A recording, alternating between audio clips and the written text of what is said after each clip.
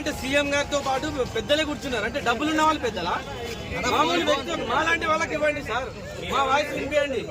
సినీ పరిశ్రమ అంటే ఎవరు సార్? సినీ పరిశ్రమ అంటే 50 నుంచి 100 కోట్లు 150 కోట్లు తీసుకున్న వాళ్ళు మాత్రమే అక్కడ సినీ పరిశ్రమ అన్నా సార్? సినీ పరిశ్రమలో ఎవరెవరు ఉంటారు సార్?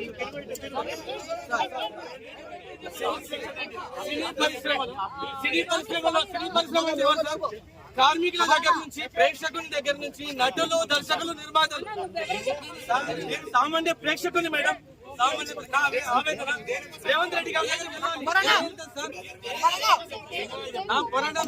సామాన్య ప్రేక్షకుని గురించి ప్రేక్షకునికి అందుబాటు ధరల్లో టికెట్ రేట్స్ లేవు సార్. ప్రేక్షకునికి అందుబాటు ధరల్లో టికెట్ రేట్స్ లేవు.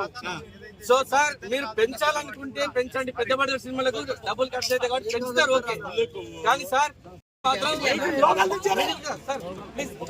60% మిడిల్ క్లాస్ పీపుల్ కి ఛాన్స్ ఇవ్వండి సార్. మిడిల్ క్లాస్ పీపుల్ మా టికెట్ రేట్ కొని మాకు స్తోమత ఉండదు సార్. మాకు ప్రతి సినిమా చూడాలని ఉంటది. 60% వరకు మాత్రం పెంచొద్దు. అప్పర్ క్లాస్ పెంచుకోండి, నో ప్రాబ్లం. అది 10 days 15 days 20 days అని ఇష్టం. 60% మాత్రం ప్రభుత్వ నియంత్రణలోనే ఉండాలి. ప్రభుత్వం మాత్రమే డిసైడ్ చేయాలి. మీరు 100 కోట్లు పెట్టి సినిమాలు తీసుకోండి, మాకు నో ప్రాబ్లం. బెనిఫిట్ షోల వల్ల కూడా మాకు నో ప్రాబ్లం సార్. బెనిఫిట్ షోలు కూడా పెట్టుకోండి, నో ప్రాబ్లం. కాకపోతే దానికి ఇప్పుడు హీరోలు, దానికి కూడా హీరోలు రావాలి. ప్రేక్షకులు అనేవాళ్ళు, ప్రేక్షకులు హీరోలను బట్టి వస్తుంది.